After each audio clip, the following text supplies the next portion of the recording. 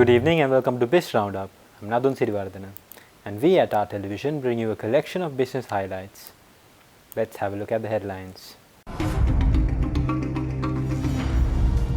Parliament braces for intensive scrutiny as Budget 2026 kicks off. Price pressures build as inflation nears medium-term target. Sri Lanka implements major credit reform to strengthen financial system.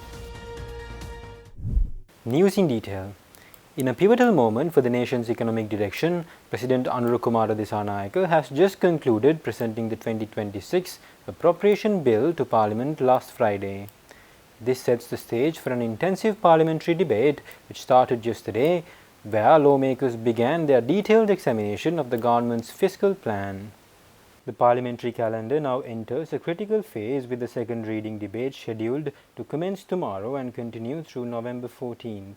The 6-day debate period will see comprehensive discussions on the budget's broader policy direction before lawmakers take the second reading vote. Immediately following that, the process moves into crucial committee stage where for 17 consecutive days from November 15th to December 5th, Parliament will conduct a line-by-line scrutiny of ministry allocations and expenditure heads. The legislative schedule maintains an aggressive pace with daily sessions including Saturdays, while specifically allocating time for government and opposition members to debate adjournment motions in equal proportion. The entire budgetary process is scheduled to conclude with the final third reading vote on December 5th at 6 p.m, marking the end of nearly a month of continuous parliamentary scrutiny that will shape Sri Lanka's economic trajectory for the coming years. President Anurukumara Dissanayake, in his capacity as the Minister of Finance, presented the budget proposals under the theme of a productive economy and foster the engagement of everyone in economic development. The financial planning for the coming year has been mainly focused on boosting state revenue by strengthening tax administration, primarily through digitalization, and widening the tax net. ආර්ථිකයේ සියලුම අංශවල ශක්තිමත් වර්ධනය හේතුවෙන් 2025 වසරේ පළමු භාගයේ තුලදී ආර්ථික 4.8කින් වර්ධනය වුණා. ඒ බහුපාර්ශ්වික සංවිධානවල පුරෝකතනයන්ද අභිභවා යාමක්. උද්දමනයේ මේ වන විට නැවත ධනාගයකට පැමිණ තිබෙනවා. අපි උද්දමනය 5ට අඩු සංඛ්‍යාවකින් පවත්වා ගැනීමට උපරිම උත්සාහ කරන මේ වන විට අවදානමනකාරී තත්ත්වය අපි ධන තත්ත්වයට හරවා තිබෙන ආර්ථික හොඳ ලක්ෂණයක් බව මතක තබා ගන්න. භාණ්ඩාගාර බිල්පත් පොලි අනුපාතික 8.3ක දක්වා අඩු වීමෙන් 33ට ගිය බවත් මතක තබා ගන්න. මේ රටේ අඩු වීමෙන් මූල්‍යාංශ ස්ථාවර වී තිබෙනවා. විනිමය අනුපාතිකද ස්ථාවර වී තිබෙනවා. ගෝලීය කම්පනයන් මැදියේ පවා ආනයන අපනයන ඇතුළත් විදේශාංශ ශක්තිමත් වුණා. The appropriation bill, also detailed by the President Dissanayake, has set expenditure for 2026 at approximately 4.54 trillion rupees, with recurrent spending at 3.03 trillion rupees. The figures further show it dominating over capital spendings 1.51 trillion rupees, paired with a borrowing ceiling of around 3.8 trillion rupees. ඒකෙන් තෑම දිස්ත්‍රික්කයකටම ආසන්න වශයෙන් ගත්තොත් ප්‍රජාශක්ති වැඩසටහන සඳහා රුපියල් මිලියන 1000ක් එනවා. ඒ අතර පාර්ලිමේන්තු මන්ත්‍රීවරුන්ට විමධ්‍යගත ප්‍රතිපාදන වෙනුවෙන් රුපියල් මිලියන 10ක් බැගින් ලබා දෙනවා. ඒ වගේම මම ඕගලන්ට සහතික කරනවා හරි මම දන්නවා 2025 සිද්ධ වෙනුදී ඒක 2026 දී සිද්ධ වෙන්නේ නැහැ. තමුන්නාන්සේලා ලබා දෙන යෝජනා ඒ මිලියන 10ට යෝජනා ලබා දීමේ අයිතිය තියෙන තමුන්නාන්සේලාට තමුන්නාන්සේලා මේ මිලියන 10ට ලබා දෙන එපාද මේක නෑ එපාද කියන්නකෝ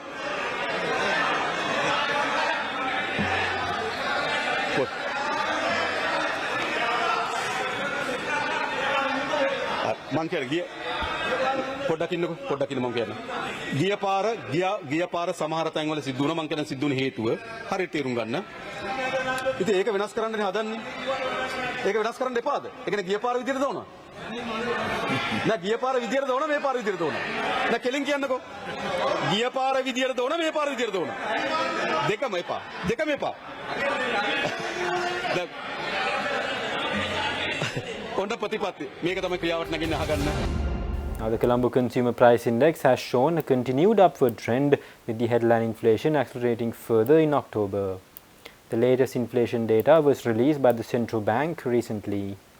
Headline inflation measured on a year-on-year basis increased to 2.1% in October, up from 1.5% in September, indicating a steady convergence toward the central bank's 5% target. The rise was driven by increases in both food and non-food categories. Food inflation accelerated to 3.5%, while non-food inflation doubled to 1.4%. The core inflation, which reflects underlying price trends by excluding volatile items, also edged up to 2.2%. On a month-to-month basis, prices saw a marginal increase of 0.07%. The central bank projects this gradual acceleration will continue in the coming months, supported by appropriate policy measures to maintain economic stability. Stay tuned, we will return after this commercial break.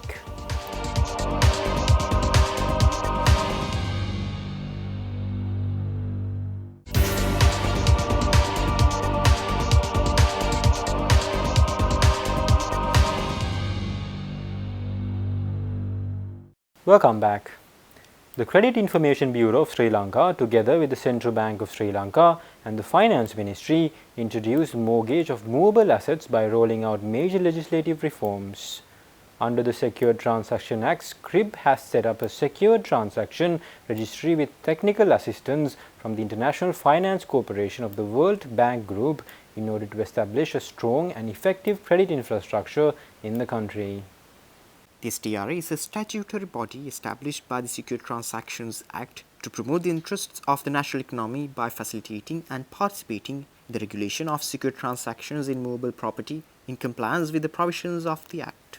The STR is an electronic database, also called as Register of Security Rights in Movable Property or Register, implemented and maintained by the Credit Information Bureau of Sri Lanka. The first objective of the registry is to notify parties about the existence of security interests in movable property. Secondly, the system establishes the priority scheme for creditors by facilitating registration of security interests in the register. It also provides a platform for creditors to conduct searches on the database to find out any prior interests in the movable property pledged by the debtor as collateral for a loan. Secured Transactions Registration Authority, in collaboration with CRIB, has developed an electronic register for lenders to register their security rights, and this event represents a major milestone in Sri Lanka's effort with the launching of the above fully fledged securities transaction registry system designed to enhance access to finance for underserved sectors of the economy, particularly MSMEs, and to serve as a cornerstone for promoting collateral-based lending supported by movable assets. The types of property that are generally treated as movable collateral covers properties such as machinery, equipment, changeable properties such as harvested crops, livestock, intangible property, accounts receivable, deposits, license rights, payment instruments or documents, promissory notes, trust receipts, bills of exchange, stock certificates, warehouse receipts, etc.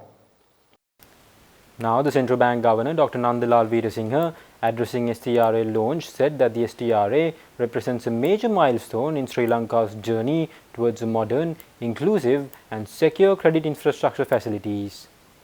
Governor Veerasinghe further highlighted that it would definitely empower the businesses, financial institutions while supporting to the broadening of the country's economy.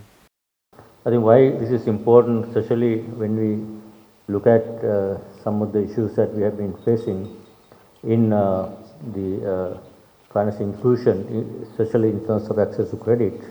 We all know in Sri Lanka, the access to credit has been uneven across the sector, especially when you look at the MSMEs, SMEs, and also corporate and large creditors.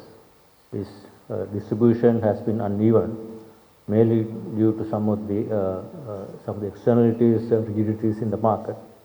So this is one of the exercise, working together, the CRIB and also the SGRA, a new institution.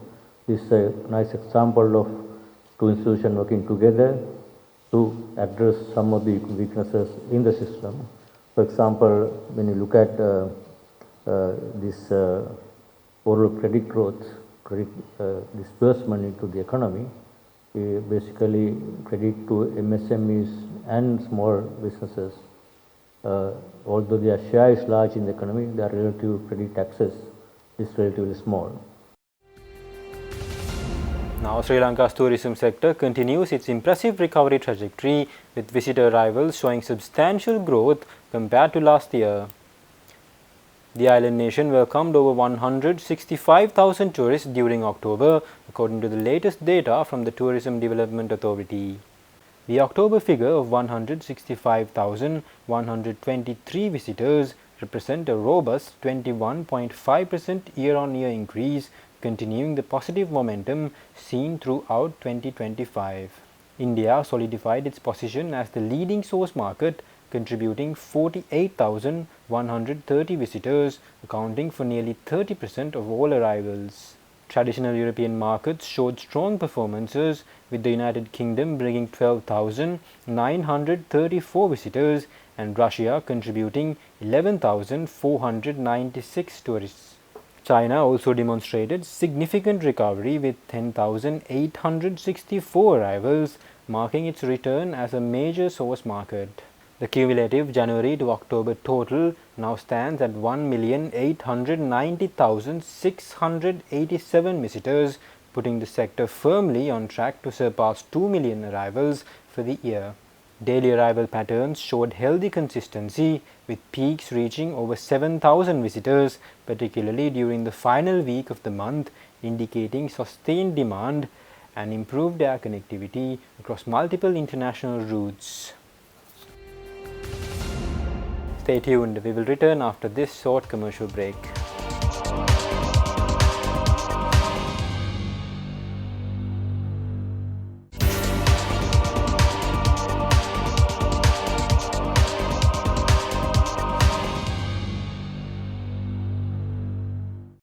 Welcome back. Sri Lanka's construction sector has recorded its strongest performance in nearly 4 years, according to the latest Purchasing Managers Index data. The central bank released the construction PMI figures for September recently. The PMI for construction surged to 67.6 index points in September, marking the highest reading since late 2021 and indicating rapid expansion in sector activity. This growth was primarily driven by substantial increase in new orders, particularly for road rehabilitation projects, which pushed the new orders index to 68.9.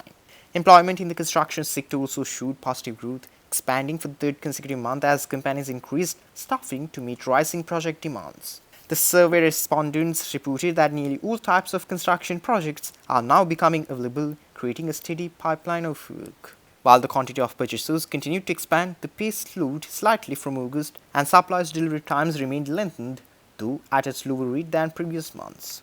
The overall outlook for the construction sector remains favorable, with anticipated growth momentum expected to continue in the coming months. Ambassador of Japan to Sri Lanka, Akio Isumata, says that he commends President Anurakumara Dissanayaka's vision towards national reconciliation, which supports the community empowerment and post-conflict development in the north and east.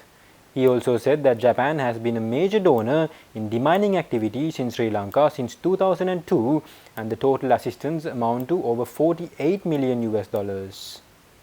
During His Excellency President Dissanayaka's visit to Japan last month, President expressed appreciation for Japan's continued assistance in demining activities in Sri Lanka, recognizing the assistance as impacting positively towards national reconciliation and supporting community empowerment and post-conflict development in the North and the East. Japan appreciates these kind words of recognition extended by the President. It has been more than 15 years since the end of the conflict, but its impact remains. As Sri Lanka continues its journey for economic development, we cannot avoid dealing with challenges the northern and eastern parts of Sri Lanka still face in the wake of the conflict. Steady progress in, as well as the early completion of, demining is critically important for ensuring the safety of the local people, facilitating the return of the displaced, and enabling reconstruction of livelihoods.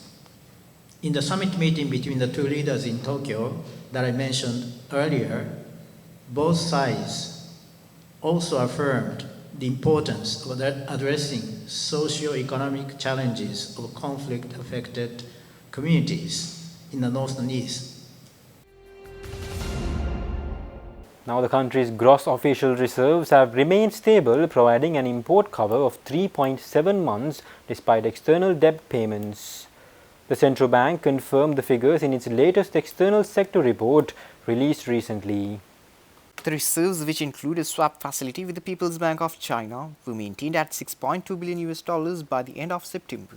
The stability was underpinned by robust inflows of workers' remittances, which grew 25.2% year-on-year in September to $696 million. Cumulatively, remittances have reached $5.8 billion for the year, marking a 20% increase. The report also highlighted a continued net inflow of foreign investment into the government securities market, reinforcing financial account stability amid a challenging global environment. With that, we wind up for today, and for this and more, subscribe to our channel on YouTube and follow us on Facebook. See you tomorrow with State of Business at 7:45 p.m. Take care and good night.